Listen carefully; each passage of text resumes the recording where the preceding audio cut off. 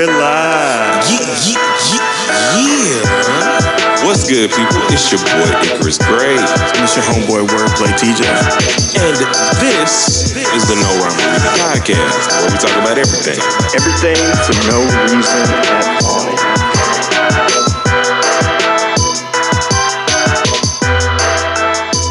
The thing that I'll miss the most about him is the sound of woo. Like, that was his idea of like New Year's at Times Square at midnight. Like, just whenever Dilla said woo, you knew like your mind was about to be blown.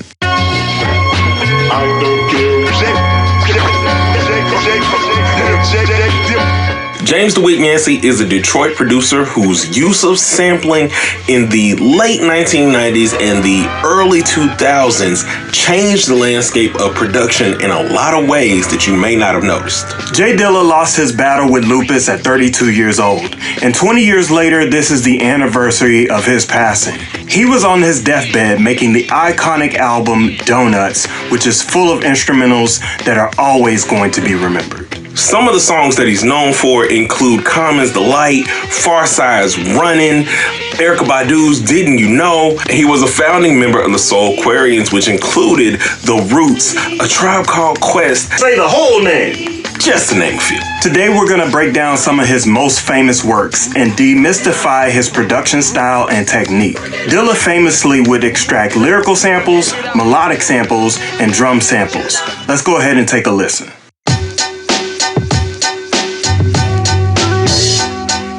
What's so unique about Dilla's use of samples and the light is that he was able to blend multiple tracks so seamlessly. They always feel like they were sampled from one song, and on top of that, he doesn't quantize the drums, so it always feels original and personal to him. Quantizing is aligning the drums and the instrumentation to the grid whenever you are producing a song. Dilla's instrument of choice was the Akai MPC 3000, and his pace of work is what helps cement his style. He would find samples and then play the MPC just like an instrument. This gave his drum machine a human feel, and he utilized imperfection in order to make every song feel natural. Dilla mastered the art of taking a sample without stretching it, chopping it up, and playing it fast.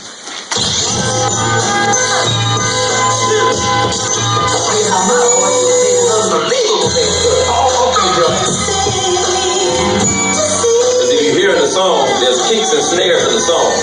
So he, instead of doing like we did, used to doing, chopping the sound, he chopped the kick and the snare. And played the kick and the snare no matter what came with it, right?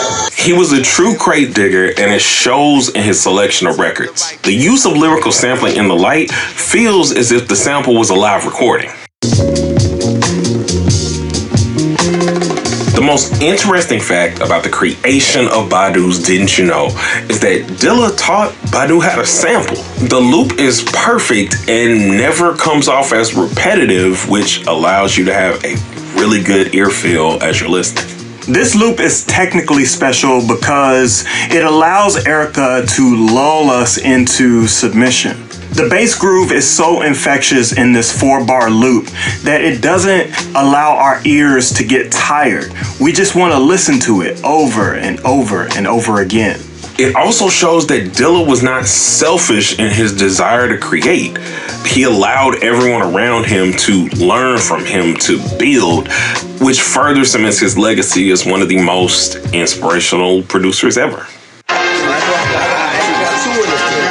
Stakes is High is another exciting use of lyrical sampling. James Brown is the perfect accent to De La Soul as he adds this eccentric ad-lib to the track. Dilla uses every sample in truly unique and inspiring ways. What's magical about Dilla's technique here is on Swahili Land, he waits to the finale to pick a sample from this song. Dilla didn't skim songs for samples. He listened from start to finish in order to make sure that he had every perfect part to use. It's the crescendo at the end of the song that makes this sample special.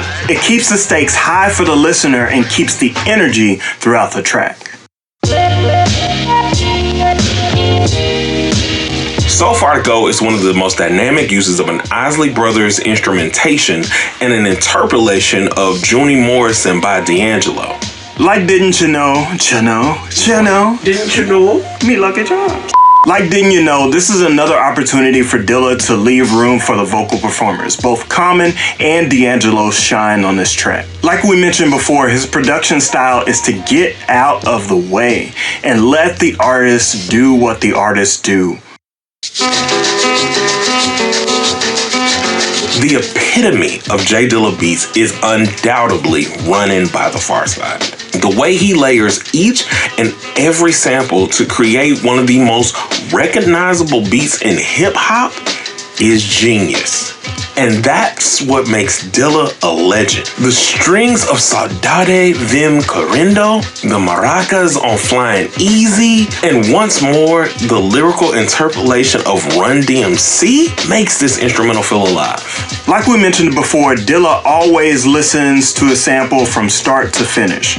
And there's a couple 2-bar loops from 55 seconds and 2 minutes in where Dilla extracts those bars and then puts them together and then loops them for the final track. And earlier we mentioned that Dilla didn't spend a lot of time quantizing his drums. His use of not quantizing is pointed out in this clip by the One Song Podcast.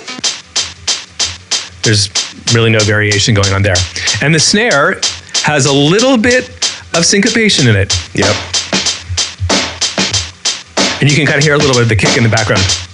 But it's basically going da, da, da. Little variations, but for the most part, fairly consistent. Now, the variety in this song, what makes it very Dilla, is in the kick drum. So here's what happens when you add the kick.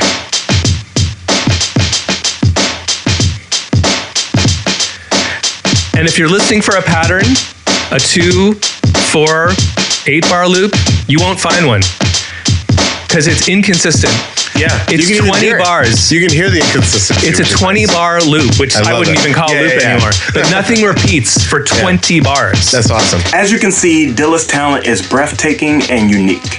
And Runnin' is by far the best representation of his work to date. Everything that Dilla does is full of soul, of impact, of originality.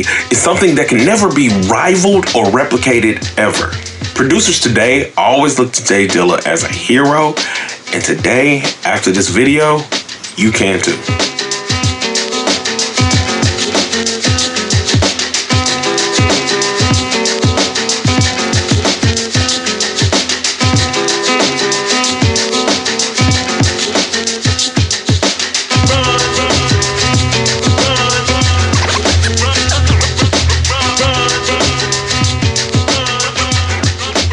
He was a founding member of the Swole Aquarians.